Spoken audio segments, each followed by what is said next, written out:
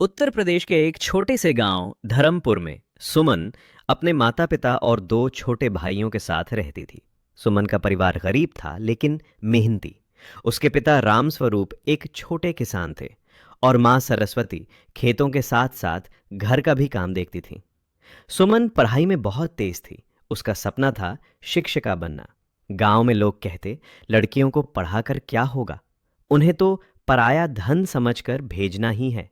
लेकिन सुमन के माता पिता ने कभी उसकी पढ़ाई में बाधा नहीं आने दी।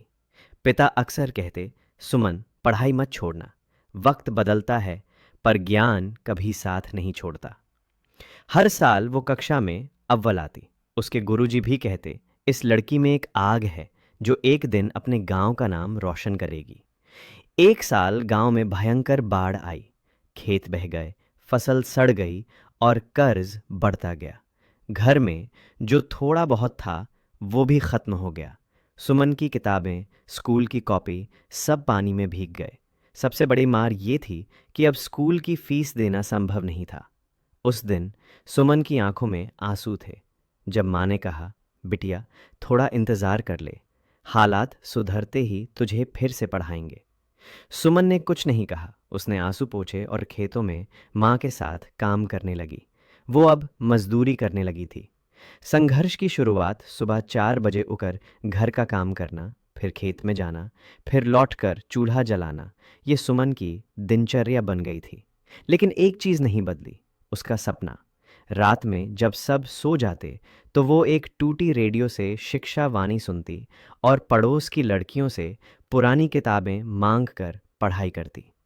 उसका एक ही विश्वास था, वक्त कितना भी बुरा हो, मेहनत उसे भी बदल सकती है।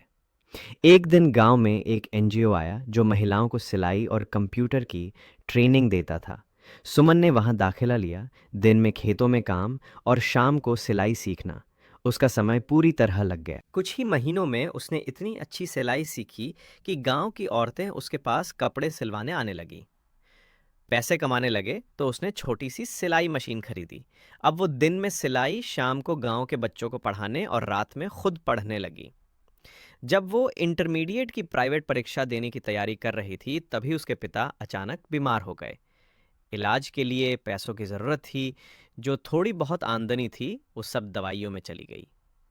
सुमन ने बीमार पिता को संभाला, भाइयों को स्कूल भेजा और खुद की पढ़ाई फिर से रोक दी।